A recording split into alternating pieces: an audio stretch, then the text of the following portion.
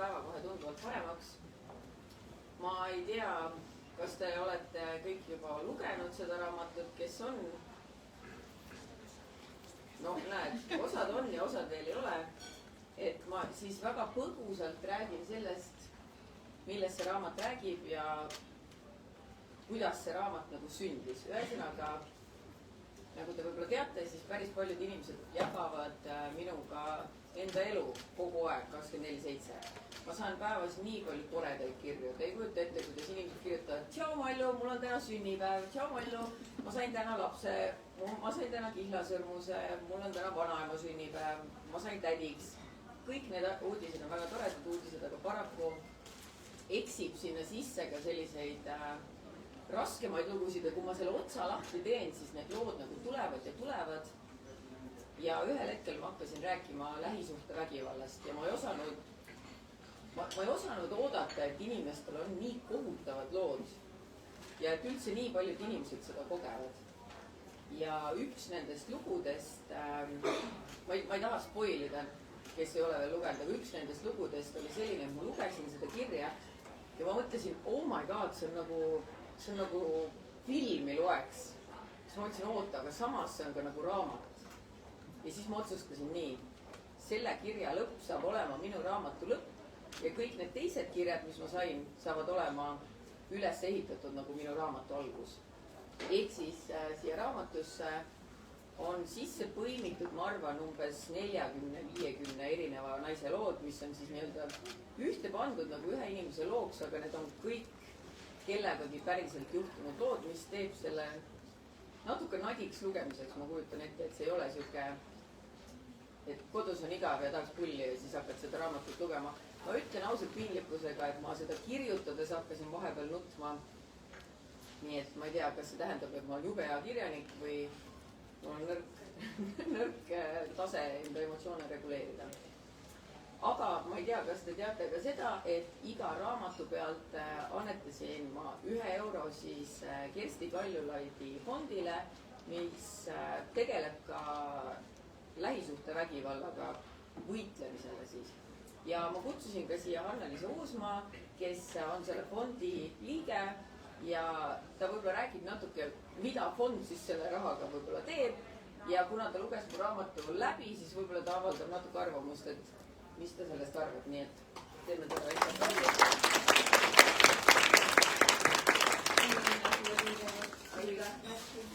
Mädin väga hästi.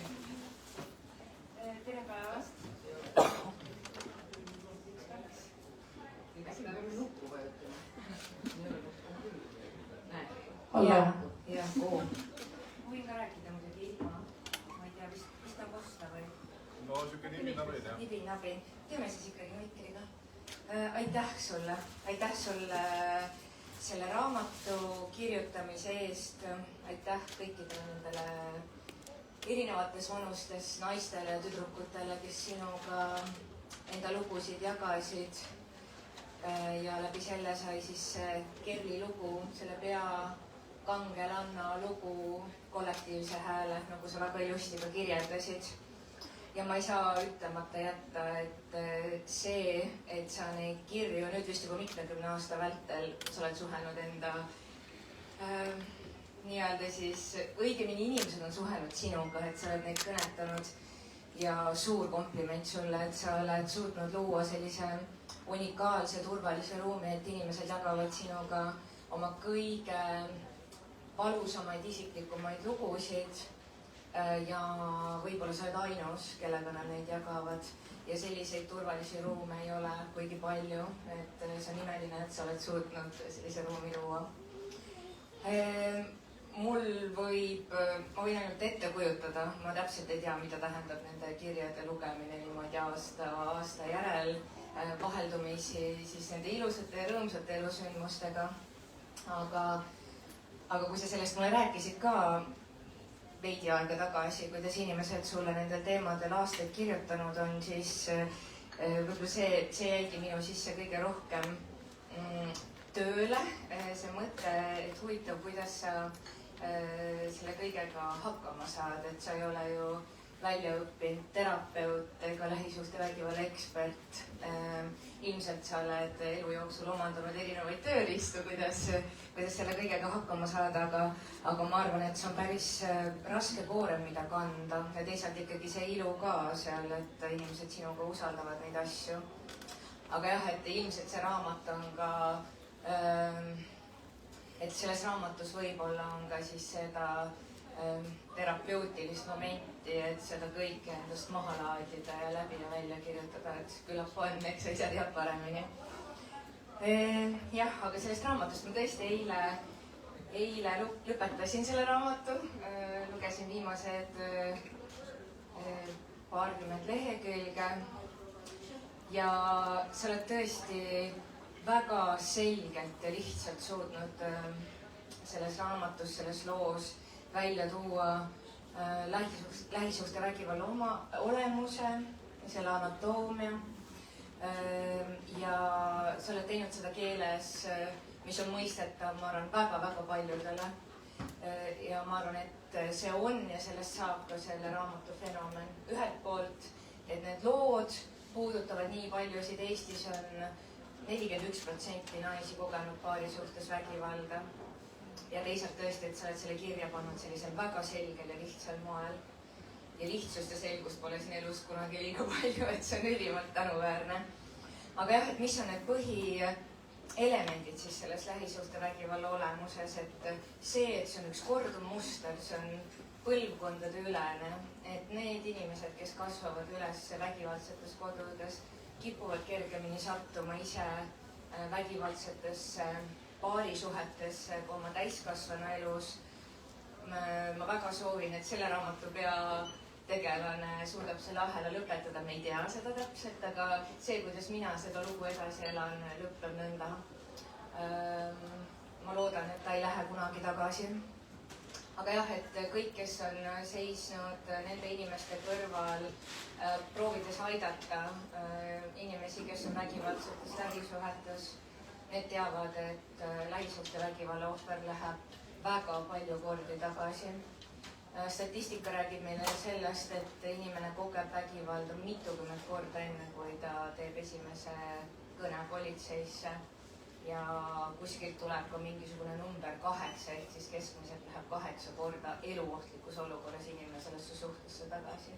Ja kuivõrd keeruline on nende inimeste kõrval olla, ise ellu jääda ja sa väga kenasti ka tood selles raamatus välja läbi siis selle terapeudi suu, ja mõtet, et nende piiride seadmine abistajal on ülimalt oluline. Aga jah, tuttav pole turvaline on minu jaoks on selle sõnum, et pole alati turvaline. Ja jah, ma vist nüüd selle esimese reflektsiooni sain endast välja, mis mul tekkis seda raamatut lugedes. Aga suur aitäh sulle ja ma loen teile natuke raamatut ette ka. Aga ma peaks võib-olla ikkagi ütlema, et kuidas me seda, ja me täname ka veel siin väga selle annetuse eest president Kaljulaidi fondi ja võib-olla ikkagi on oluline ära mainida, et kuhu me plaanime selle raha suunata.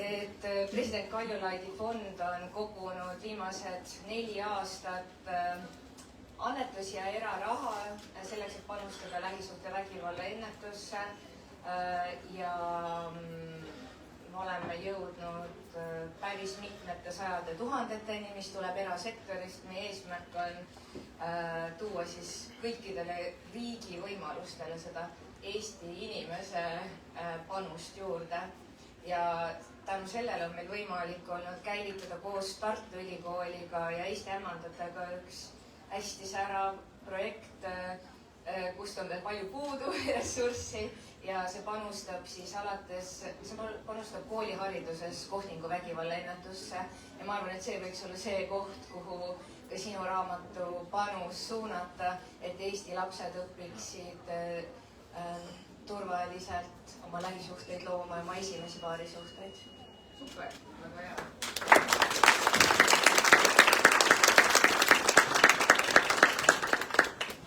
Nii. Ja, oi.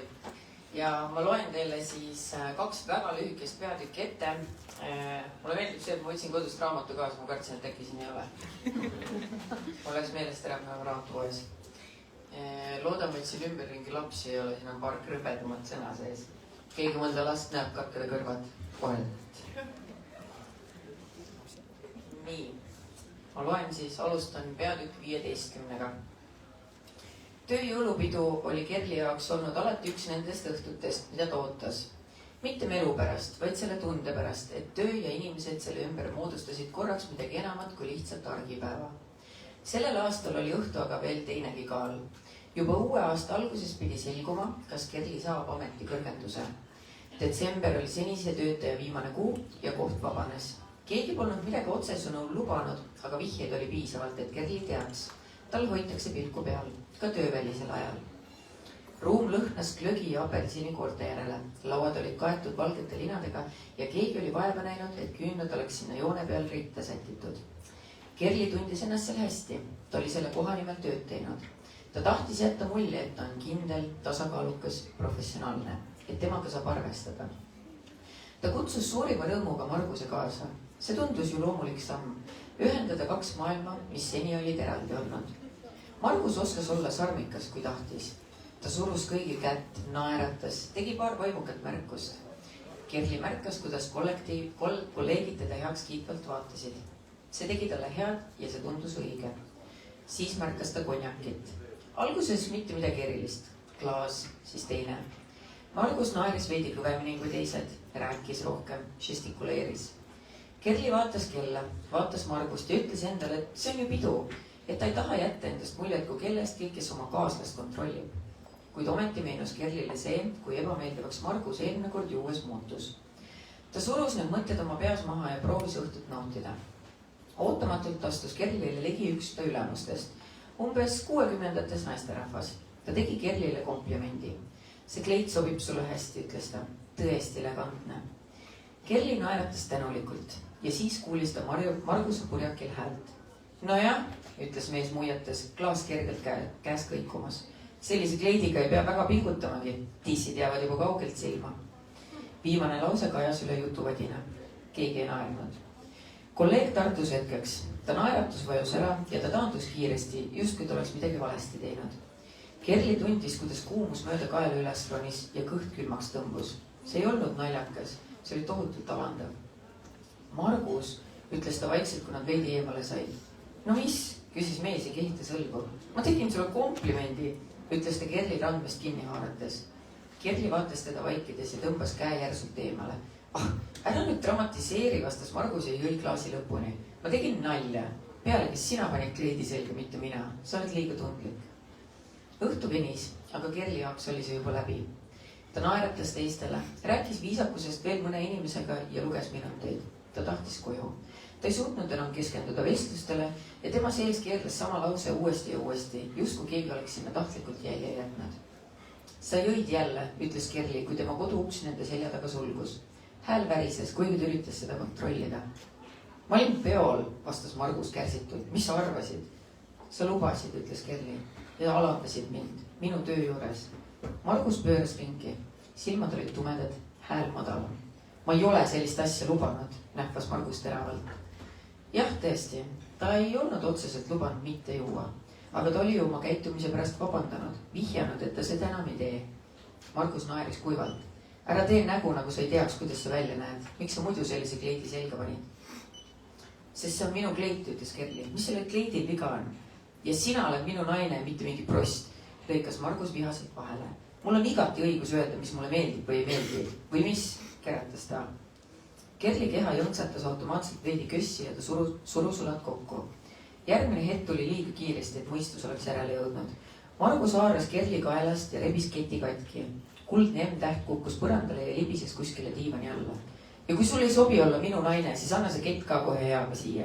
Annan selle kellelegi, kes seda hindab, möörgas Margus. Kerli kurk tõmbas nii järsult kinni, nagu keegi oleks teda veel alla surunud. Ja jätkub peatükk 16 siis.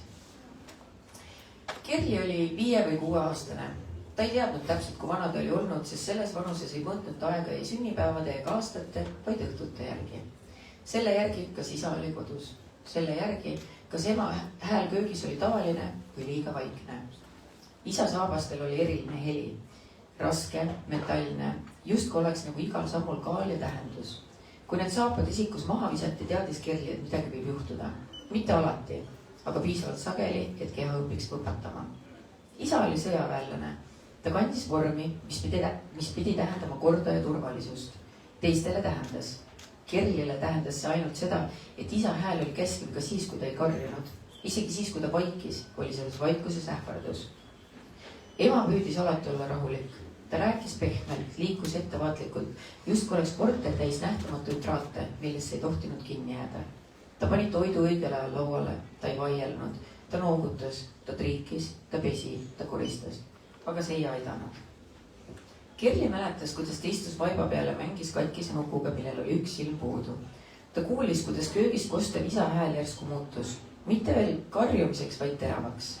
Sõnad lendasid üle toa, ilma et oleks nende tähendusest aru saanud, ainult toonist. Siis tuli esimene pauk. Mitte rusikaga, vaid millegi vastu. Laud, uks, sein. Kerli tõmbas jalad kõhu alla ja jäi liikumatuks. Ema hääl kostis korraks. Palun, katkendlik. Ära tee, palun, Kerli on siin. See tegi asjad alati hullemaks. Kerli mäletas ema kätt oma õlal, kiiret, värisevat puudutust. Mine oma tuppa, sosistas ema. Ole tasa, pane uks kinni. Aga vahel ta ei jõudnud. Üks mälupilt oli eriti selge. Ema seisis köögilaua kõrval ja isa oli talle liiga lähedal.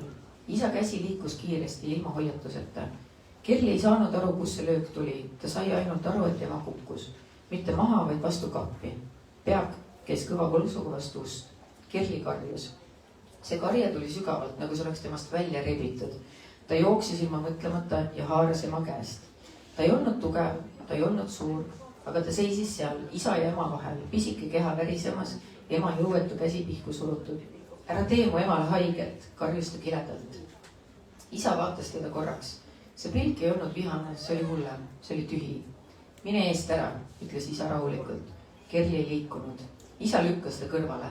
Mitte kõvasti, aga piisavalt, et ta kukkus põlvili. Vaip kriipis nahka. Ta tundis põlves valu, aga see ei olnud oluline, ta vaatas ainult ema. Ema nuttis vaikselt, mitte häälega. Kerli, mine oma tuppa, palus ema tasakesi, pühkides otsa eest verd. Hiljem olid sinikad, alati olid sinikad. Ema ütles, et ta kukkus. Ema ütles, et ta lõi ennast ära. Ema ütles, et kõik on korras. Ema pühkis ta pisaraid ja ütles, et isal oli olnud halb päev. Kerli õppis väga varakult ühte asja. Kui ta on piisavalt tubli, piisavalt vaikne, piisavalt hea, siis äkki ei lähe asjad nii halvasti. Ta koristas oma mänguasjad ära. Ta ei nutnud kunagi. Ta ei küsinud küsimusi. Ta hoidis ema kätt, kui see värises. Ta õppis ema eest hoolitsema enne, kui oskas korralikult lugeda. Ta teadis, kuidas ema püsti aidata, kui ta roided murdunud olid. Ta oskas ise putru keeta, kui isa ükskord ema mõlemad käeluud murdis. Ööd olid kõige hullemad. Voodi krigisel läbi seina, isa sammud, ema hääl, mis muutus aina vaiksemaks. Kerli kattis kõrvad padjaga, aga see ei aidanud. Ta loetles mõttes asju, mida oskas. Nuku juuksekarvu, täppe oma seinal, hingetõmbeid. Mõnikord mõtles ta, et kui ta oleks tugevam ja suurem, siis ta saaks ema kaitsta. Teinekord mõtles ta, et kui teda poleks, oleks emal kergem, sest talle tundus tihti, et isa oli kuri just tema pärast. Ta ei teadnud, et see polnud tõsi. Need mõtted lihtsalt tulid. Aastaid hiljem ei mäletanud Kerli enam täpselt isa nägu nendel hetkedel, aga ta mäletas tunnet. Seda, kuidas õhk toas muutus raskeks, kuidas keha õppis enne mõistust, kuidas armastus ja hirm said sama kuju ja kuidas ta õppis midagi väga olulist, ilma et keegi oleks talle seda kunagi õpetanud. Armastus võib haiget teha. See oli esimene maailm, mida Kerli tundma sai ning ta kandis seda endaga kaasas ka siis, kui arvas, et ta on sealt ammu lahkunud. Ja nüüd tundis ta seda tunnet jälle.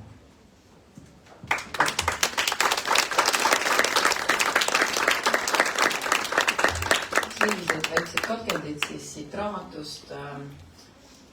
Nagu te aru saate, siis see raamat natukene käib edasi-tagasi Kerli mineviku ja oleviku vahel.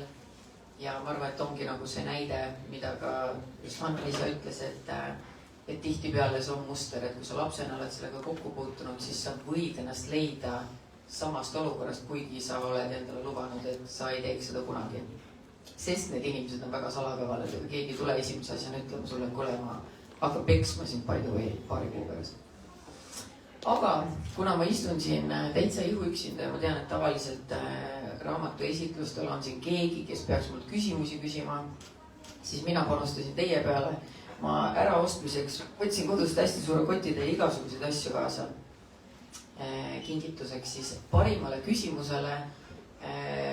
Kuidas ma seda valin, seda teab ainult issand jumal, aga küsige mult siis midagi raamatuga seoses ja ma proovin vastata nii hästi kui alati kui oskan. Kui keegi küsima olen temposse. Ma võin küsida. Nii, palun. Palju õnne raamatu ilmumise puhul. Aitäh. Ja minu küsimus on, et mis oleks sinu kõige tähtsam või olulisem sõnum sellele inimesele, kes loeb seda raamatut ja hakkab aru saama, et midagi nagu suhtes ei ole päris õige? Kes ei kuulnud, siis küsimus oli, et mis oleks minu sõnum inimesele, kes loeb seda raamatut ja hakkab aru saama, et midagi suhtes ei ole päris õige. Teate, ma arvan, et minu soovitus oleks see, et hakka kellelegi rääkima, sest et ma olen ise olnud olukorras, kus suhtes hakkavad toimuma mingid asjad, mida sa mõtled, ei no seda ma küll sõbrannadele rääkida ei saa, et sa tead juba, et see vastukaja, mida sa sõbrannadelt saad, on negatiivne ja siis sa ei taha seda jagada, sest et sa ei taha,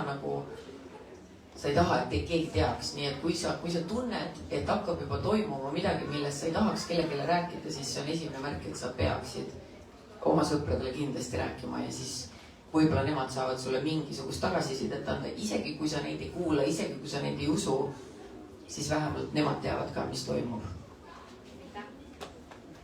Mis oli selle raamatu kirjutamisel kõige raskem või kõige emotsionaalsem?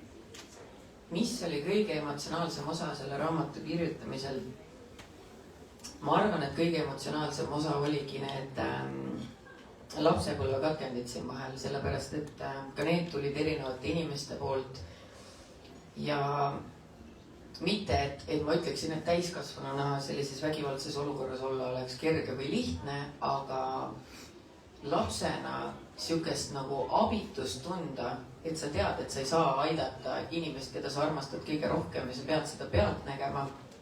Ja eriti kuna me võtame nüüd siin arvesse seda, et enamus inimesed, kes mulle kirjutavad, ma ei tea muidugi, kui vanad nad on, aga ma eeldan, et nad on ütelnud midagi minu vanuses, siis ma arvan, et ega vanasti ju lastega ei räägitud ka sellest. Öeldigi lihtsalt, et tead, oligi paha päev ja vahet ei ole ja koduasju kellelegi rääkida ei või ja mulle on ka kirjutanud inimesed, kes ütlesid näiteks, et kodus ei saanud mitte ainult ema peksa, vaid said lapsed ka. Ja kui koolis õpetajale poole pöördus, siis õpetaja ütles, et ei ole viisakas koduasju koolis rääkida. Ehk siis teised narrivad, sul on katkised riided või sul on sinikad kuskil ja täiskasvanud inimesed ei aita. Et ma arvan, et see lapse valu mõistmine on nii jube, sest et lapsena sa ju mõtled, et suured inimesed on targad ja suured inimesed teavad, mida nad teevad. Ja kui sa loogiliselt mõtled, juba lastele öeldakse, et teisi ei tohi lüüa, sa ei tohi teistele haiget teha. Et mis error sul siis peas tekib, kui inimesed, keda sina armastad, teevad teineteisele haiget või veel hullem sulle endale.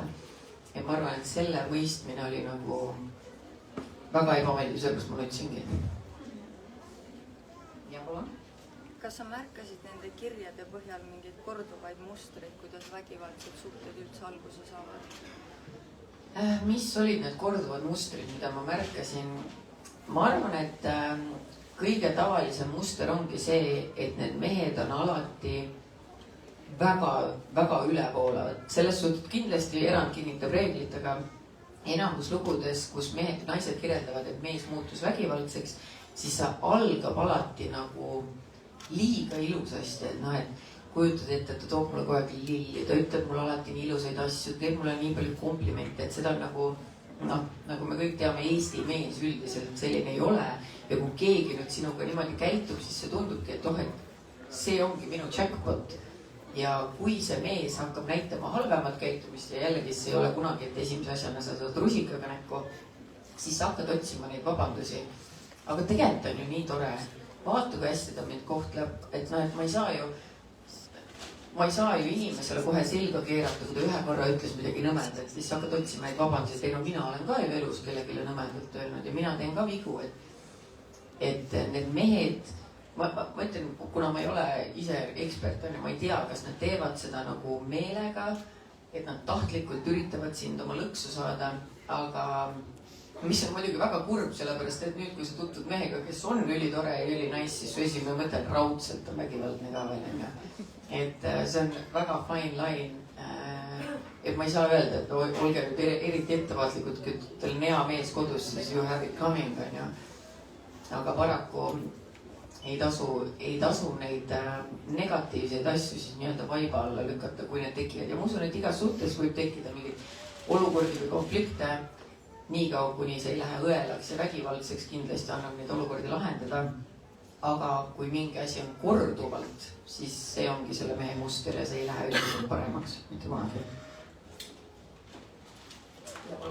Paljude lugude puhul sa tead, et täna oleks nagu õnnelik lõpp saabunud või mis elu need inimesed täna elavad, kes on selle loo kirja panid? Selles suhtes, et ma ütlen ausalt, et need kirjad, mida ma sain, nende enamus ongi siis ju räägivad minevikust, on ju. Ja mulle tundub, et see on 50-50. Pooled kirjutavad, et ma olen nüüd õnnelikus suhtes, ma olen õppinud sellest, ma ei, kohe kui tuleb mingi red flag, ma olen out of the door. Ja siis on teine osa naisi, kes ütleb, ma ei taha mehi näha ka. Ma ei taha neid näha, ma ei usalda mitte ühtegi neist. Ja ma pigem olengi siis üksi või olen oma lapsega ja pühendan oma elu sellele. Et kes mida loeb happy endinguks on, et me nüüd nii seksistlikud ka ei saa olla, et meie naise happy ending on mehega koos olemine, on, et kindlasti võib olla vabalt keegi, kes võib-olla pühendubki siis fulli oma lastele. Aga paraku kõige vastikumad ongi need lood, kus inimesed kirjutavad, ütlevad, et saad aru, ma olen ikka veel siin, ma saan mõistusega aru, et ma peaks ära minema ja ei ole isegi kõigil see, et mul ei ole kuhugi minna või et ma ei saa minna, vaid nad ütlevad lihtsalt, ma ei suuda. Ma ei suuda minna ja ma tean, et ma tulen tagasi ja ma lõpuks enam ei hakka proovimagi. Et vaat see on minu meelest see, mis ei ole nagu happy ending, aga paljud kindlasti saavad sellest ikkagi üle, et kas siis terapeudi toega, psühholoogi, psühhiaatri või oma sõprade toega, et on ka ikkagi palju õnnelikke lõppu, kus saad sellest inimesest lahti ja suudad oma eluga tervislikult edasi minna. Kas need naised, kelle lugudest sa inspireerusid nii-öelda, et kas nad on ise aru saanud, et nende lugudest on seda inspiratsiooni saadud või sa oled ise märku andnud midagi sellest? Et kas need naised on ise aru saanud, et nende lood läksid sisse? Jah, päris mitmed naised said aru. Eriti kui tegemist on siuke spetsiifilisemate intsidentidega, mida ma olen sinna sisse pannud. Aga ma ei saanud nende kõigiga ükshaaval ühendust võtta, sest et kui te mõtlete, kui palju neid kirju mulle tuleb, siis mingid asjad lihtsalt jäävad pähe ja mul ei ole üldiselt võimalik leida seda inimest kuskilt sealt postkastist üle, aga keegi loomulikult nagu pahane ei olnud, et pigem nad olidki, et osa sain ka raamatusse, aga see naisterahvas, kelle põhjal siis see raamatu lõpp sündis, temaga ma võtsin küll ühendust enne, kui see raamat üldse trükikottagi jõudis ja ma saatsin talle raamatu lugemiseks. Ja tema, selles suhtes, et see lõpp oli jah, tema lugu ja ta ütles, et seal oli natukene nagu mingisuguseid erinevusi, aga ta ütles, et tal oli väga hea meel, et selline see raamatu lõpp oli ja tema loost inspireerituna, et ta oli väga rahul ja ma saatsin talle raamatu ka. Kuidas tal läheb? Temal läheb praegu väga hästi. Tema on juba abielus uue mehega ja neil on 2 last, kui ma õigesti mäletan. Et tema on üks nendest, ütleme siis, õnneliku lõpu inimestest, et kuigi tema ütles ka, et tal võttis väga kaua aega, et hakata seda uut meest usaldama, siis nüüd on väga õnnelik, et ta lõpuks lasi endal siis usaldada seda meest ja tundub, et on õnnelik. Nii. Kas oli midagi, mis sa tahtsid sinna raamatusse panna, aga sa miskipärast ei pannud? Kas oli midagi, mida ma tahtsin panna? Tead, ma arvan, et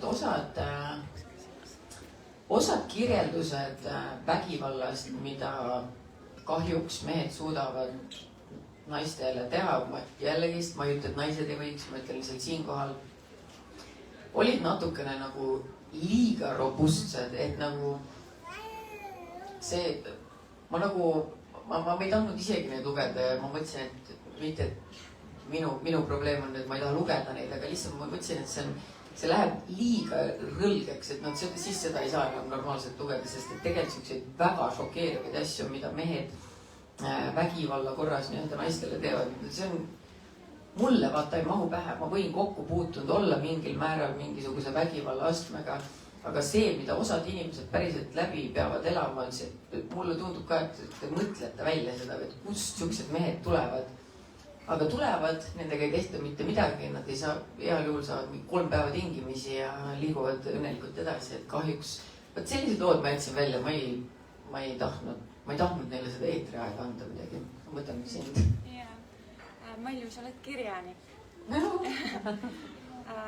Kui sa selle raamatu kirjutasid või ka oma eelnevaid raamatuid oled kirjutanud ja kui sa kirjutamise käigus mõtled selle peale, et seda loevad inimesed, sa oled mõelnud ka selle peale, et kui selle raamatu läbi on lugenud, et mis tunde see võiks neis tekitada. Just kas või seesama Iga teine lugu, et kui ma selle läbi loen, et mis tunne mul on peale seda läbi lugedes? Mis tunne inimestel on peale seda läbi lugemist? Ma kardan, et see ei ole nagu kerge tunne, et ei ole nii, et nii pull sain raamatu läbi, et mul on päris mitmed kirjutanud, et umbes lugesin raamatu läbi mitu päeva tagasi ja ma ikka veel mõtlen selle peale, et see on nagu sa hakkad mõtlema, et okei, et äkki ma olen siukseid olukordi kuskil näinud, äkki ma olen ise peaaegu pääsenud siukesest mehest, et see nagu võib-olla see tekitab hästi palju mõtteainet ja võib-olla mitte kõige lihtsamat mõtteainet, et need on tegelikult keerulised mõtted ja mulle just üks päev kirjutas üks naisterahvas, kes ütles, et ta luges seda raamatut ja temal on endal sõbranna ka taolises suhtes ja ta ütles ka, et see andis talle natuke jõudu veel nagu vastu pidada, sest et täiesti arusaadav on ju, et kui palju sa suudad tegelikult sõbrannana sihukest asja pealt näha, sa mingi hetk tekib see, et palun võta ennast kokku või ära kirjuta mulle enam, et mina elan ka seda läbi. Aga samal ajal sa ei taha olla nii-öelda see halb inimene, mõtle, mis jube inimene sa oled, teine inimene vägivaldses suhtes, ma ütlen, palun ära kõneta mind enam, on ju, et see on nii mentaalselt keeruline olukord ja võib-olla see raamat annabki pärast selle, kõige paremal juhul annab tunde, et jess, ma pole elu sees midagi sellist näinud. See on võib-olla kõige parem, mida võib siit saavutada. Eneli? Kuna väga paljud inimesed pöörduvad sinu poole oma nende traagiliste eludega, et kuidas sa ennast hoiad, et kuidas sa suudad selle nagu endast läbi lasta niimoodi, et sa ise nagu haigeks ei jää või nagu vaimselt läbi ei põle? Ma arvan, et ma elangi neid kirju läbi niimoodi, et ma kõigepealt tavaliselt ma loen neid Märtenile ette, siis ma olen ka oma kujutad ette, issand jumal, mis inimesi on.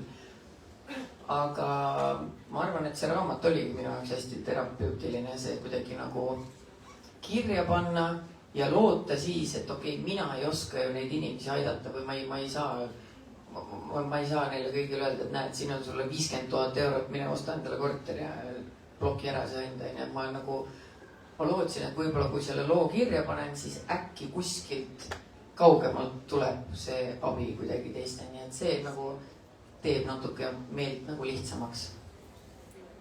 Küsimus 2. Et kas sul on ka juhtumeid, peale seda raamatu ilmumist nüüd, et on mõni selline juhtum, mis on päevavalgele tulnud ja on pöördutud sinu poole, et Malju aita mind või hüppamisi? Siukseid asju, et Malju aita mind, selle jaoks ei pea raamat ilmuma, see on igapäevane. Küll aga just ma mäletan, kas see oli eile või üleeile kirjutas mulle üks naine, et ta lõpetas raamatu ja ta sai aru, et see suhe, kus ta on siin raamatu alguses ja ta ütles, et ta lõpetas selle suhte. Ta ütles, et ta enne veel mõtles, et et äkki on potentsiaali, aga ta ütles, et ta ei taha sellega riskida. Ja ma ei tea siis, kus maal siis see mees oma käitumisega oli, aga ta ütles, et ta sai sellest nagu selle teadmise, et see ei lähe paremaks nagunii. Nii et minu meelest see on nagu üks väike võit juba.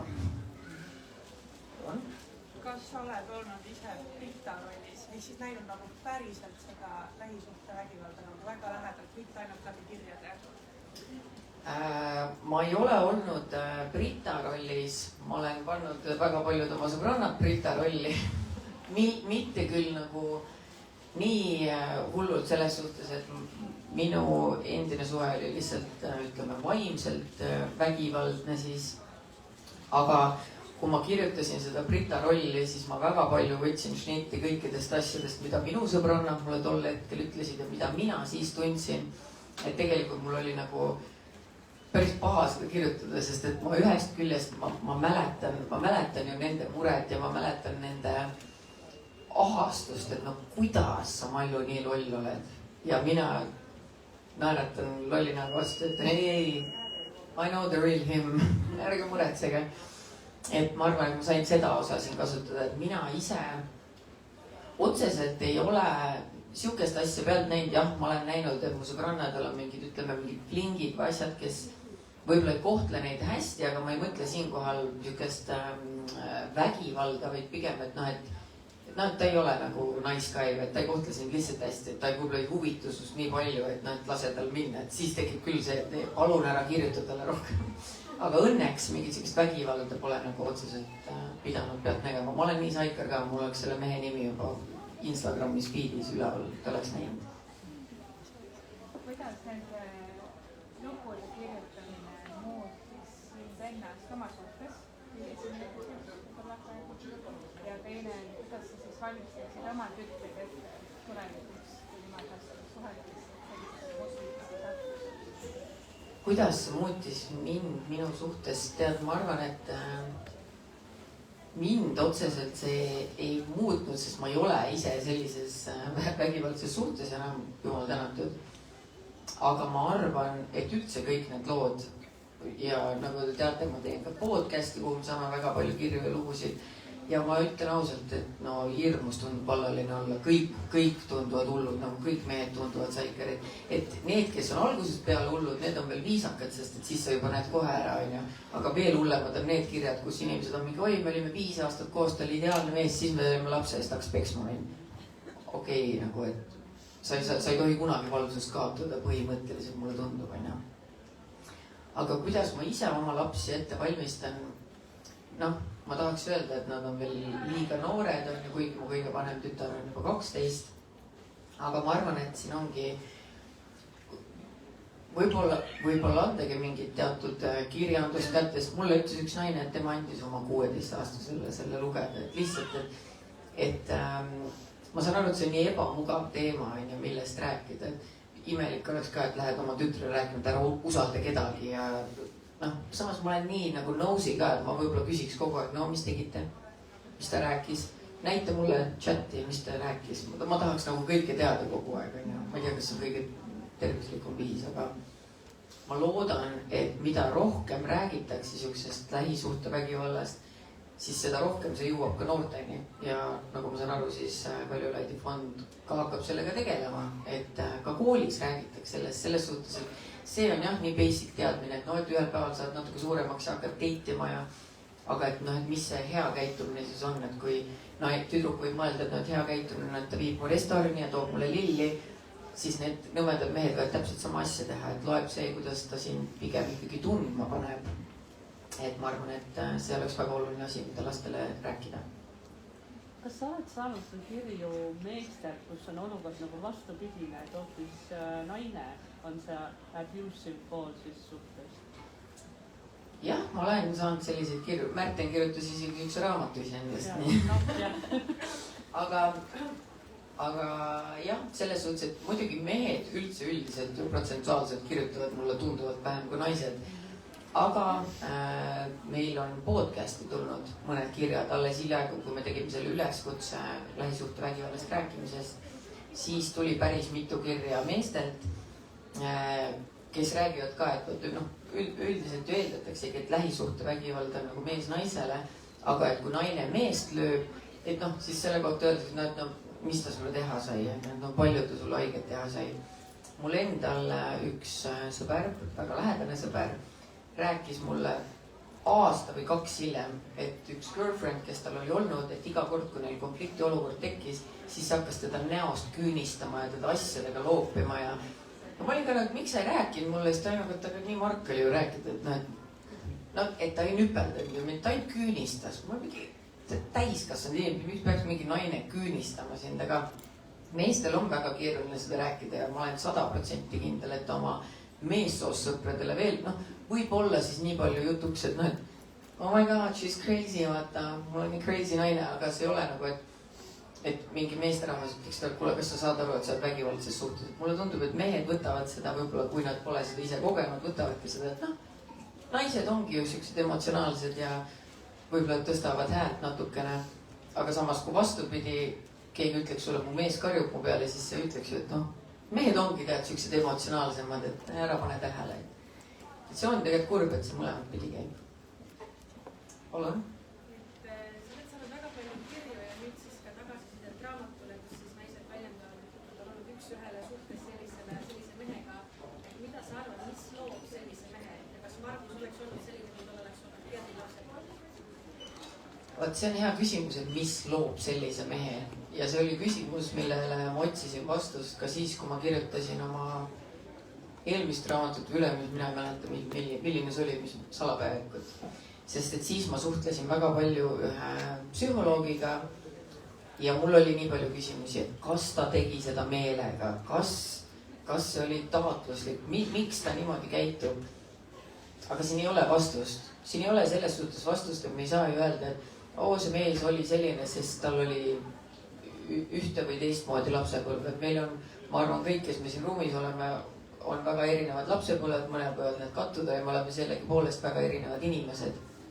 Et mina lihtsalt isiklikult arvan, et vaimse tervisega tuleb tegeleda kõvasti ja ma arvan, et enamik Eesti inimesed peaksid vähemalt mõtlema selle peale.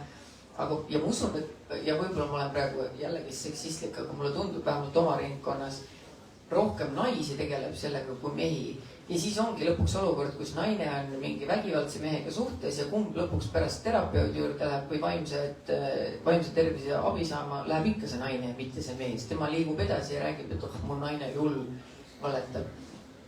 Et ma ei tea, kust need mehed tulevad, aga see on kindlasti mingisugune vaimne puudujääk või mingi enesekindluse probleem, mida nad ei suuda nagu muud moodi rahuldada, kui siis olla üle kellestki ja kas see on siis sa vägivallaga oled üle või sa lähed petma ja tahad kogu aeg kellegi teise tähelepanu saada. Selle asemel, et korraks peeglisse vaadata ja mõelda, et äkki ma vajan natuke mingit muud abi. Aga no, ei saa neid sundida, vaata. Nagu kuulates tundub, et tegemist on nagu sotsiopaadi, nartsissistiga, mis iganes on ja aga nagu, et neid tegelikult on nii palju,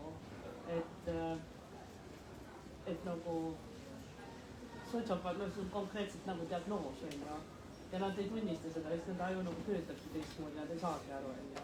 Absoluutselt, selles suhtes jah, neid inimesi ongi palju ja see ongi tegelikult väga hirmutav, et kõige haigem ongi ju see, et enamik mehi, kes sellist käitumist endale nii-öelda lubada saavad, on teiste inimese eest hästi-hästi toredad. Ja see on ka meelega, sellepärast et kui teised inimesed saavad kõik kinnitada, et ma olen hästi tore inimene, siis keegi ei usu sind.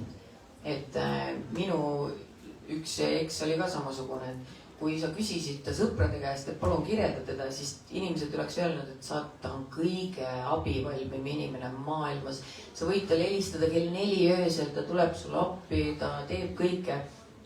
See on meelega ja ma ütlen ausalt, ma ei teagi, kuidas seda nagu ravida saab, nagu sa ütled, sotsiopaadid vist, jällegi ma pakun ka huupi, vist ei saagi kunagi aru, et nad täpselt seda on, et kuigi vist ikkagi keegi saab neid lõpuks diagnoosida, kui palju nad seda usuvad, on omaette ooper. Mis sina sellest arvad, et kui naine on varasemalt olnud väga terves suhtes ja läheb lahku, et mis võib teda nagu viia selleni, et tema järgmine suhe on vägivaldne?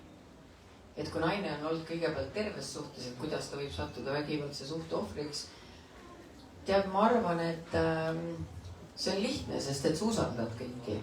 Kui sul on usaldus meeste suhtes olemas ja sa oled olnud terves suhtes, kus sind koheldakse hästi ja kõik, mida sulle öeldakse, on ka tõsi, siis sa ei lähe ju järgmisesse suhtesse mõeldes, et äkki ta valetab. Siis sa veelgi enam ei usud, et selline ongi normaalne inimese suhe ja sa langeta lõksi nii-öelda.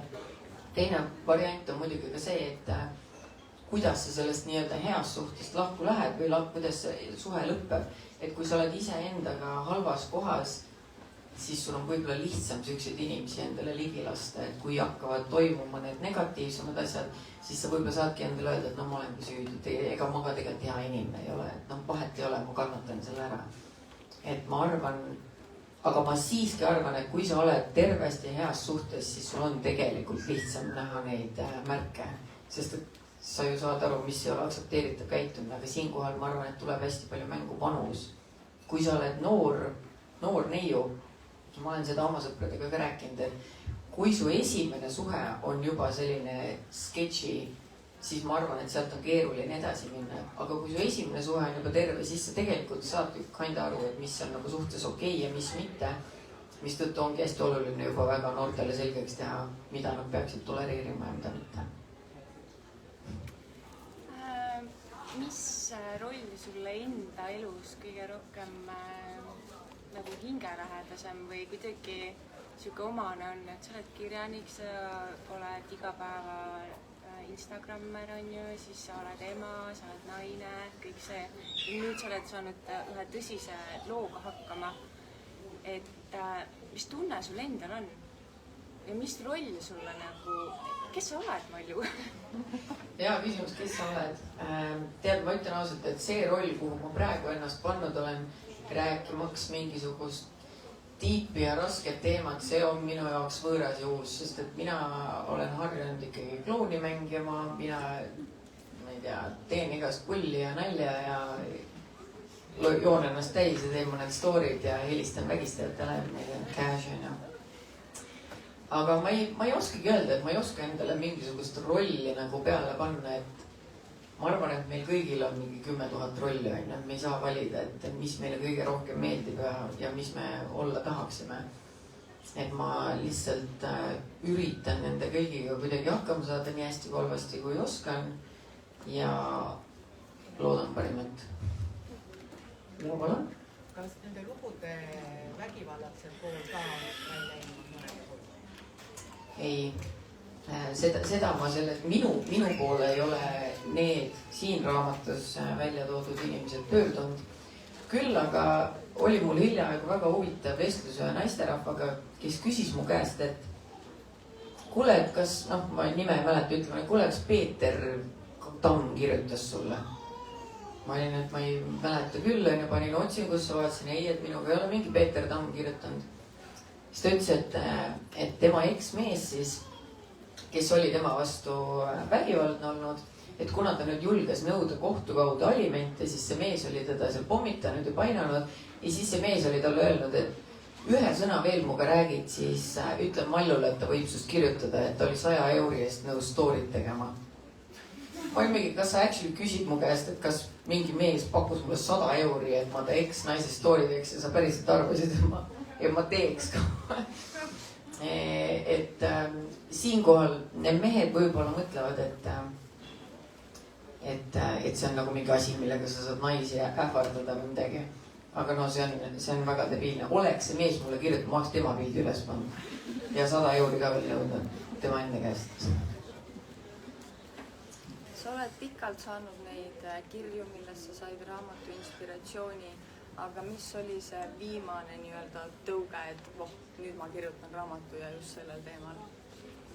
Oligi selle raamatu lõpp, et üks naine saatis mulle väga, see kiri, ma muuseas oma peast mäletasin, et see kiri oli nagu pikem ja ma hakkasin seda mingi hetk otsima, siis ma avastasin, see kiri oli üllatavalt lühike. Aga kuidagi ma ei taha teile spoilida, kes ei ole lugenud, ma ei taha lõppu ära spoilida, aga see kuidagi tundus mulle nii sümboolne lõpp loole kuidagi. Ja siis ma mõtlesin, et ma hakkan raamatut kirjutama ja see raamatu kirjutamine nägi välja selline, et ma ei alustanud sellest lõpust, vaid ma lihtsalt teadsin, mis see lõpp on. Ja ma ei mäleta, kust me tulime kuskilt kohast, Hindrekult äkki või? Kuskilt me tulime ja siis ma istusime Märteniga elutoas, ma võtsin läpaka. Ütlesin, oota, ma proovin alustada, et äkki, mis siit algusest tuleb? Kirjutasin esimese peatüki valmis. see oli nagu okei, aga mis nüüd saab? Siis ma sain aru, ma võin ükskõik mida kirjutada. Ükski asi, mida ma praegu nüüd kirjutan, ei saa vale olla, see on lihtsalt, see on story. Ja siis ma hakkasin järjest kirjutama ja ma kirjutasin päevi niimoodi, et hommikul tegin silmad lahti. Võtsin arvuti kätte, Märten päev läbi tõi mulle süüa nagu voodihaigele, tõi sinna kõrvale mingisuguseid palukesi ja ma tõusin voodist ainult sellepärast, et vahepeal WC-sse minna ja siis imbusin voodisse tagasi, et muudkui edasi kirjutada. Sest et mul tõesti oli endal ka põnev. Ma kogu aeg tahtsin teada, mis saab. Aga ma pidin ise välja mõtlema, mis saab. Kas seal olid ainult nagu kirjadest või sa panid ka sinna natukene oma eelmist suhet, sest kui ma nüüd olen salapäevikut ka lugenud ja nüüd seda raamatut lugesin, siis mul natukene nagu jooksis millegipärast nagu pilt teist kahest nagu ees. Et kas seal oli natuke ka seda sees? Jah, kindlasti siin ei olnud ainult 100% teiste inimeste kirjad, et mingid olukorrad olid küll sellised, kus ma tundsin, et ma siinkohal jälle oskan ennast siia olukorda panna või ma tean umbes, kuidas ta võiks käituda või kuidas ta võiks vabandada. Et ma olen neid nii-öelda vabandusi ka ise kuulnud, on ju, mitte küll lihtsalt nii tõsiste asjade pärast. Et jah, ma tõesti panin oma olukorda ka sinna sisse ja mul sõbrannaga, kes siin praegu on, luges seda ja siis ta oli mingi, tahaks küsida, aga kas sul selle eksiga oli ikka päris nii, nagu sa rääkisid, või olid teil ikka hullemad lood? Ei, see osa oli välja mõeldud, et või see osa ei olnud minu oma, aga ma kindlasti panin sinna mingisuguseid oma emotsioone ja mõtteid sisse, sellega sa ei eksi. Mul on tegelikult 2 küsimust. No, küsi 2. Esimene küsimus, et kui sa räägid, et enamik sinu poole pöördujad on naised, kes räägivad neid kurbasid lugusid, aga kas on olnud olukorda, kus mees kirjutab ja ütleb, et tead, et see pole tegelikult üldse nii? Et tegelikult paneb selle perspektiivi nagu hoopis teistpidi, et kas siukseid olukordi on ka olnud? No päris nagu mingi peretüli vahele ma niimoodi ei jäänud. No võib-olla, tegelikult kuivõrd, kui ma ükskord jagasin seda lugu, kus naine rääkis oma mingist eksist, kes oli teda vägistanud, tal olid selle kohta mingid helisalvestised, värgid, särgid. Ja siis ma helistasin selle tüübile. Siis temal tuli küll mingi täiesti teine jutt ja mis minu meelest oli kõige haigem, ta istus seal oma uue naisega, kes seal kõrval kraaksus. Ei, see ütleme mingi Pille valetab, ta on alati valetanud. Ja siis ma mõtlen küll, et okei, et ma ei kujutaks ette, et ma oleksin koos mehega, kelle kohta ta eks ütleb, et ta vägistas mind ja tal on literaal helisalvestis tõestus, kuidas nad räägivad sellest. Ja sa oled ikka nagu ei minu musu. Ma ei näe teda seda tegemas ja siis sa jääd taga uhkelt edasi. Siis ma tundsin küll, et ma olen natuke seal peretüli vahel, sest see mees üritas mulle ka rääkida, et see naine, kes sulle neid saatis, ta on üldse hull ja ta on kogu aeg üldse hull olnud ja tegelikult ta ikkagi too päev ikkagi tahtis seda, ta pärast mõtles ümber ja siis ma küll tead, ta lubas mind ka kohtusse anda, nii et võib-olla siis seal kohtun temaga silmas silma lõpuks. Ja teine küsimus on, et kas sul liiguvad mõtted juba uue raamatu teole ka? Jaa, mul liiguvad vägagi mõtted uue raamatu poole. Ma tahaks sellele järje kirjutada. Tähendab, tegelikult ma tahaks kirjutada rõõmsa, toreda, naljaka raamatu, aga nüüd ma ei saa midagi teha, sest nüüd mul on juba mõtted, mismoodi ma tahan, et see nagu siit edasi läheks. Või no mingisugused mõtted on ja mulle tundub, et ma pean selle ära tegema, et ma ei saa muidu enne edasi liikuda. Aga ma tegelikult tahan nagu naljakaid asju tegema, aga ma ei ole loodud selleks raskeks eluks. Aga ma veel korra teen seda. Kas tuleb raamat ka Red Flags suhtes? Red Flags suhtes? Tead, ma olen päris kindel, et raudselt siuke raamat on olemas. Arvestades, kui palju on kirjandust maailmas, siis ma olen kindel, et kuskil on keegi kirjutanud raamatu Red Flagsidest. See on hea point, ma pärast lähen guugeldan ja vaatan, kui on, siis ma panen story'sse. Kuidas sa ise tunned, kas see raamat võiks olla nagu õppematerjaliks? Ma arvan, et kindlasti võiks olla see õppematerjaliks. Võib-olla ka sellepärast ma siia, nagu ma ütlen, kõiki neid kõige räigemaid asju kirja ei pannudki, sest et mu mõte oli selles, et äkki ikkagi loevad seda ka nooremad inimesed ja mitte, et nooremad ei tohiks teada, aga ikkagi mina ei tea, mis see nagu eapiir on. Ja ma arvan, et minu pointi välja näidata ei pidanudki sinna kõige neid suuremaid rõlgusi sisse tooma, aga ma loodan väga, et keegi, kes loeb, annab seda lugeda ka näiteks oma nooremale õele, oma tütrele, oma noorele naabritüdrukule. iial ei tea, ega ta mööda külge maha ei jookse kindlasti see info. ma jätkaks võib-olla selle red flag'i teema pealt, et mis on need märgid, mis sa ütleksid, 2-3 märki, mida tasuks siis näha suhetes, kus tasuks küsida, kas see mees on tegelikult väärt olema keegi, kellega suhtes olla. No näiteks Kerli loo põhjal, et sa ütlesid ka, et lillede toomine, hästi selline ülevoolavad positiivne, no lillede toomine ei ole negatiivne märk, aga mis on need negatiivsed märgid, mida võib-olla sa tooksid esile? Ma arvan, et näiteks üks negatiivne märk on see, kui keegi üritab sind muuta või hakkab sind kuidagi muutma ja ma ei ütle, et inimesed ei tohiks üldse muutuda ja loomulikult, kui sa kellegagi lähed suhtesse, siis teil on mingid omad eelistused, kuidas elu elada või mida teha. Aga kui keegi hakkab kritiseerima sind kui inimest, no näiteks, et issand, et sa oled nii lärmakas või sa naerad liiga palju või sa suhtled liiga palju, siis see ju näitab, et kui sulle ei meeldi, kes ma olen, siis miks ma pean muutuma, sest et see ei ole see, et kuule, kui sa võileiba teed, palun pane juust vorsti peale või alla, et seda muudatust ma võin võib-olla teha inimese jaoks, aga kui keegi ütleb, et sa oled liiga jutukas või et sa oled liiga out there, siis järelikult see ei olegi see mees, kellega sa peaksid üldse oma aega kulutama, sest et kui sina juba talle ei meeldi, siis mis me meid mõlemad piiname, on ju. Get away from me. Kas me oleme lõpetanud või? Oh my god, oota, mees tahtis küsida midagi, ma olen šokeeritud. Et see raamat võib kindlasti lugejates tekitada mingit paranoiat ka. Kas sa arvad, et või kuidas oleks võimalik nagu seda paranoiat vältida inimestel, kes on lugenud seda raamatut? Ma mõtlesin alguses, et see oli nii mehe küsimus praegu, ei no aga paranoiat võib ka tekitada. Not all men. No arvestades, et nagu veel see 41% on see, kus on nagu kogetud. Ega mu raamat ei ole kirjutatud selles suhtes paranoia tekitamiseks. Kindlasti, eriti kui inimene veel on seda enne kogenud, siis tal on anyway see paranoia nende meeste ees. Aga ma lihtsalt arvan, et paranoiat ei saagi vältida ja ma arvan, mingi teatud kogus paranoiat võiks meil kõigi sees olla, mitte ainult oma lähisuhetes, oma elukaaslasega, vaid ka sõpradega ja tuttavatega. Aga ma arvan, et ainuke viis, kuidas see paranoia saab lahtuda, on siis, kui see inimene tõestab ennast sulle. Selles suhtes, et kui sa kellegagi tutvud, sa ju automaatselt ei usalda iga ta sõna ja ta tegu, aga mida rohkem sa temaga suhtled ja ta näitab, et teda saab usaldada, siis sa hakkad teda võtma sõbrana, armastama. Ja ma arvan, et kerge paranoia igasse päeva ei tee üldse halba. Mõtlesin, et võib-olla viimases küsimusteks sobibki hästi, et kas sul endal on päriselt kohale jõudnud, kui olulise asjaga sa hakkama oled saanud? Ei, mul ei ole kohale jõudnud. Ma tegelikult olen terve aeg mõelnud, et igaüks võiks tegelikult selle kirjutada. See ei olnud üldse raske. Nagu selles suhtes, et sul on arvutit vaja ja natuke aega. Aga ei, ma ei tea.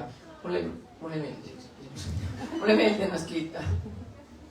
Aga mis on sinu selle raamatuga nagu see suurim eesmärk, et mis eesmärgi täitumine tekitaks sulle tunde, et see tõesti jõudis nagu õigesse kohta või õigete inimesteni? Tead, ma arvan, et kui see raamat oleks näiteks keskkoolis kohustuslik kirjandus, siis ma tunneks küll, et ma arvan, et see on nagu kõige lihtsam viis. Sest et siis, keskkoolis ammu võivad inimesed olla suhtes, aga see on ikkagi parem neid asju mõelda või teada kui hiljem. Sest et vaata, jällegist võib-olla mul on endal, ma lähtun oma elukogemusest, aga minu esimene peika, ta oli minu meelest nagu meil kõigil oli kunagi esimene peika, et ta ei olnud halb inimene, ta ei teinud mul midagi paha, me käisime käest kinni ringi, käisime kinos, on ju.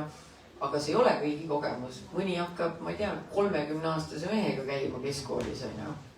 Ja ma ei ütle, et ainult 30-aastased mehed võivad säikerid olla.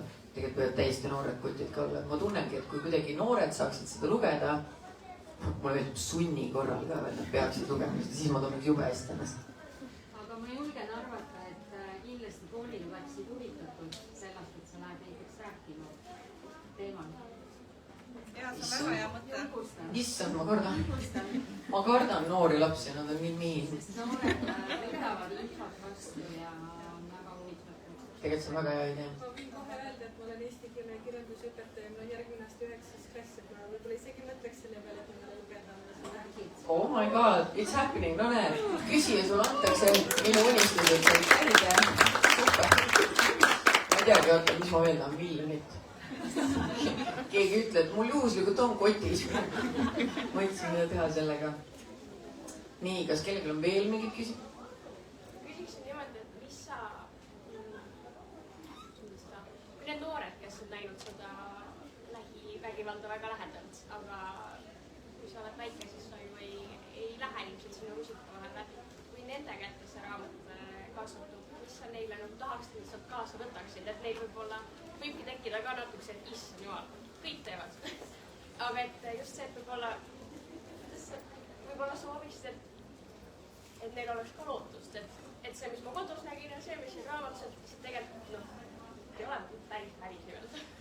Jah, paraku see ongi niimoodi, et vaata lapsed ja noored kogevadki ju seda maailma teistmoodi, et lapsed veel eriti, noored ikka omavahel ju räägivad, noorena sul on juba omad sõbrad, on ju, aga lapsena sul ei ole üldse õrna aimu tegelikult, kuidas teised inimesed elavad, et ma näiteks mäletan kunagi, ma võisin olla võib-olla teises klassis, ma läksin see oli vist esimene klass, ma läksin oma sõbrannale külla ja peale kooli ja siis ma küsin, aga kus su ema on?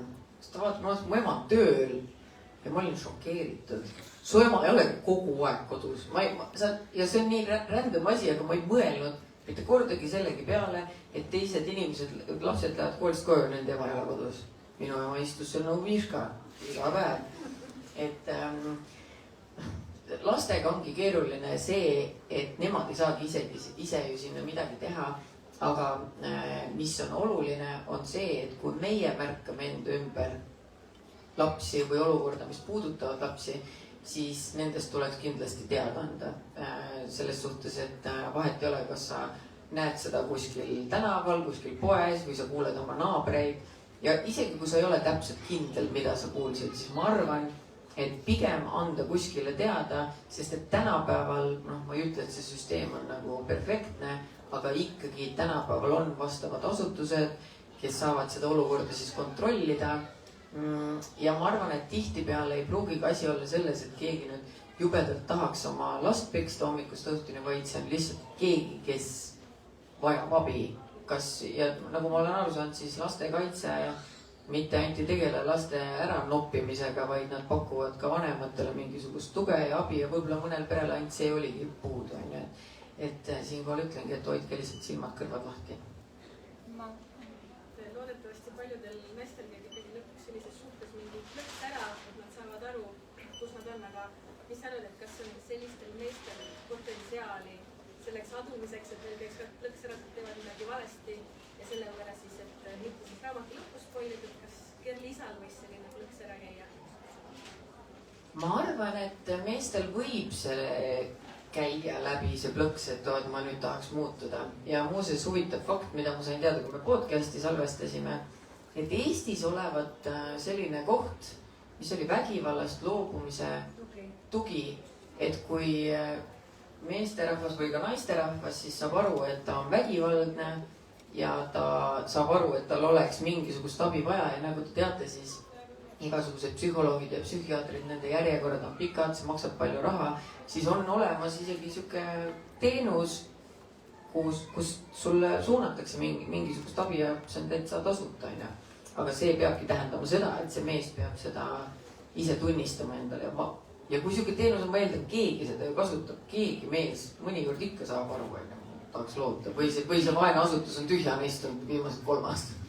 Liiga vähe kasutatakse seda teenust. Võib-olla inimesed ei tea sellest, on ju, et mina ei tea, kas need mehed saavad muutuda või mitte, aga üks asi, mida mina arvan kindlasti, et selle sama inimesega koos ta ei saa muutuda. Et kui meil on juba vägivaldne suhe olnud, okei, sa mingi hetk mõistad, sa mingi hetk muutud, seda suhet enam tagasi ei saa, sest et usaldus on kadunud ja ma arvan, et seda ei ole võimalik nagu taastada.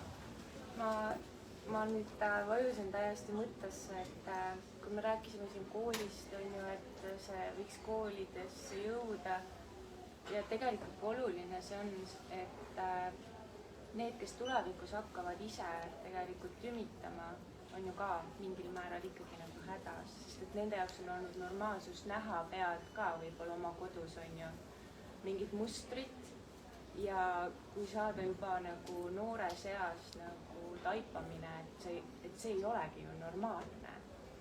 Et tegelikult see on nagu ülioluline nagu rääkida just. Jah, aga samas ma arvan ka seda, et ma muidugi mõistan, et inimest võib mõjutada terve elu see, mida sa oled lapsena näinud ja lapsena normaalseks pidanud. Aga samas ma leian, et see vabasta sind vastutusest selles suhtes, et jah, sa võisid lapsena arvata, et see on normaalne, aga kui sa oled nüüd täiskasvanud mees ja sa 35-selt ikka pole aru saanud, et päris okei ei ole oma emotsioone vägivaldselt oma elukaaslase või lapse peal välja elada, siis tegelikult see on natuke sinu enda paha, et siis sa peakski kuskilt abi saama. Ma mõtlesingi, et kui me räägimegi täpselt, et ohver ju on näinud seda pealt ja kogenud, et see on tema jaoks normaalsus. Aga tegelikult see, kes seda teeb, on ju, et kas siis see ohver peaks võtma nagu mingi vastutuse nagu enda eest, et ta ei lase endaga teha. Et seal ongi nagu see...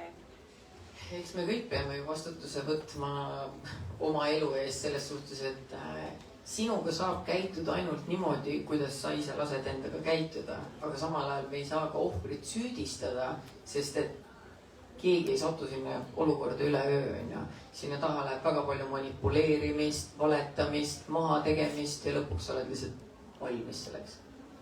Jah, ma mõtlesin sellega seoses, et ma olen ise ka olnud vägivaldses suhtes ja need inimesed tihtipeale ongi kindlasti, on see trauma tulnud ka kuskilt lapsepõlvest, on ju.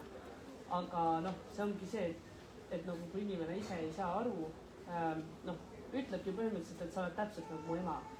Aga ei ole, et ta võtabki nagu niimoodi, et kui sa teed nagu midagi, mis tegelikult isegi ei olnud, näiteks nagu petmine, et ei olnud mitte kunagi petnud, aga ta on täiesti veendunud, et sina oled täpselt selline. Et sa oled täpselt samasugune nagu need kõik teised või see ema või kes iganes. Siis ta otsib põhjuseid, et vabandada oma käitumist välja, see on ju kõige tavalisem minu meelest. Tegelikult sa raudselt tahad, et savi, et pole nagu tõendatud, aga raudselt sa tegelikult tahad. Tegelikult raudselt ise käis. See on ka veel kõige tavalisem. Tegelikult nii ongi, jah.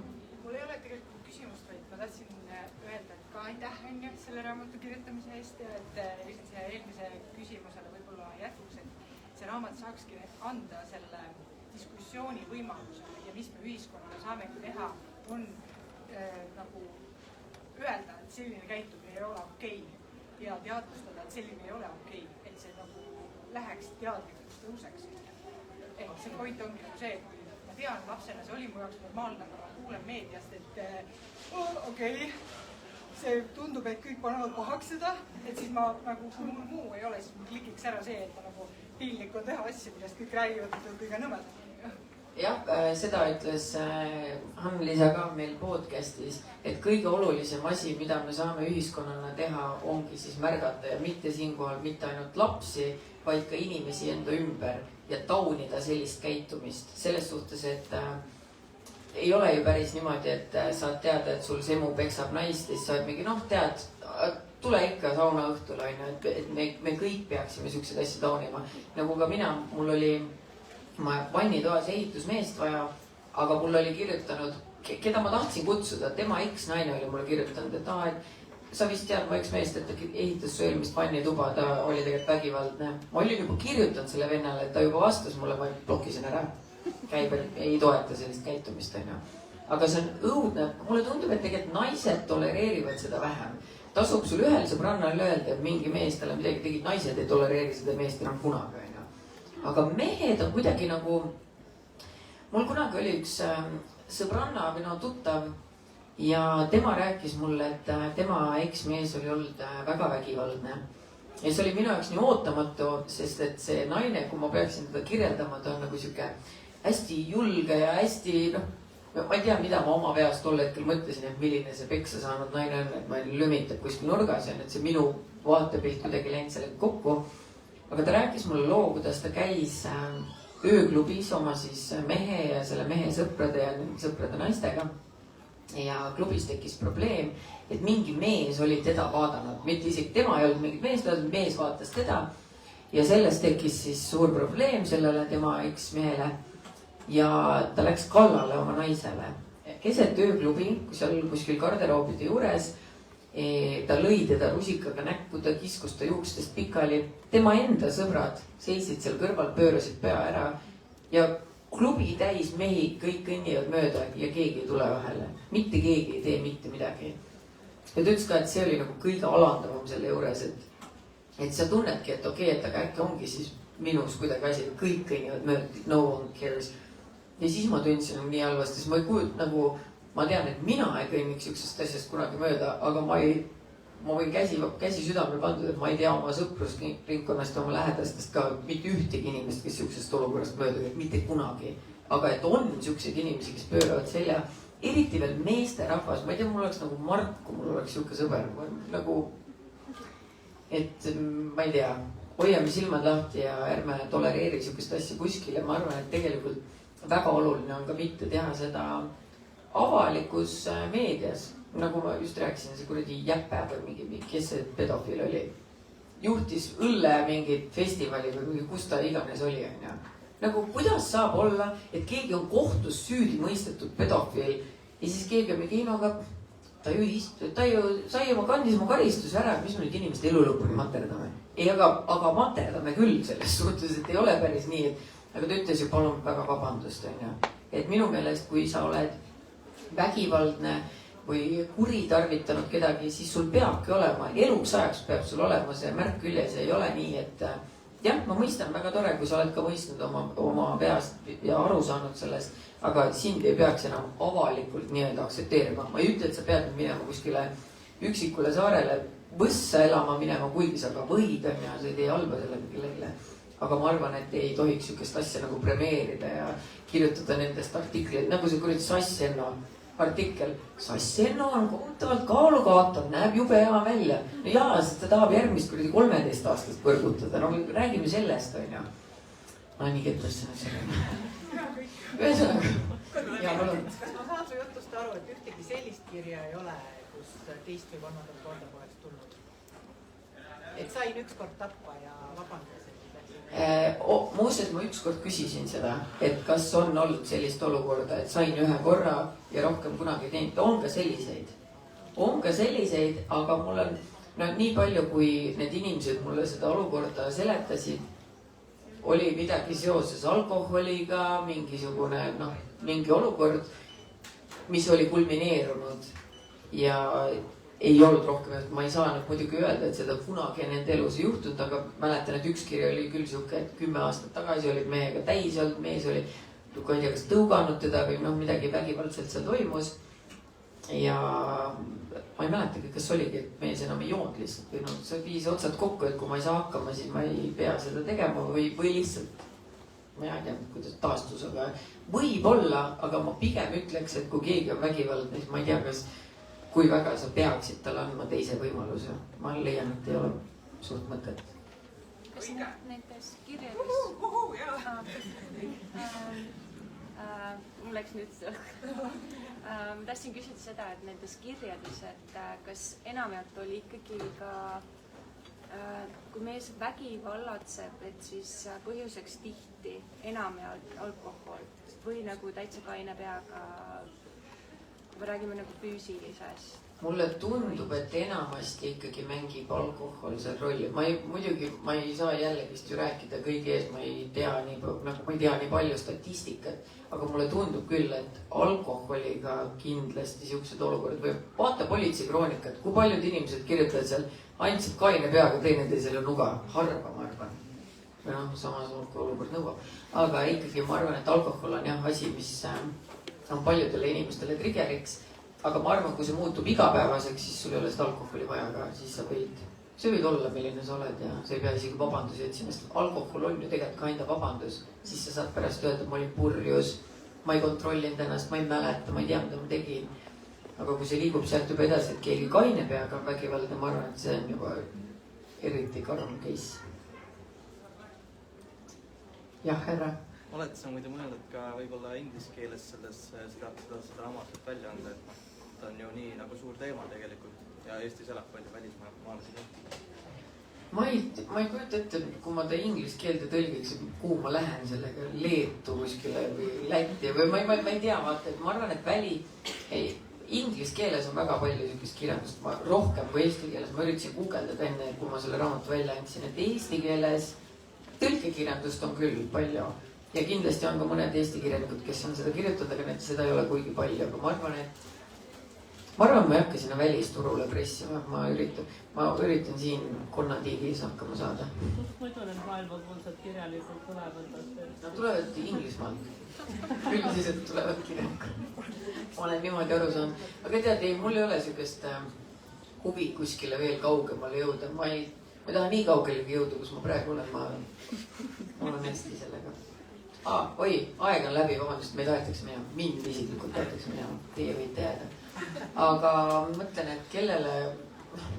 Ma annaks siis sulle selle kingikoti, sa küsisid nii palju. Vabandust, kõigil olid väga head küsimused, aga ma annan siis selle sulle. Aitäh teile selle rääkimast. Väga raske. Ja aitäh kõigile tulemast, et ei jätnud mind siia üksi.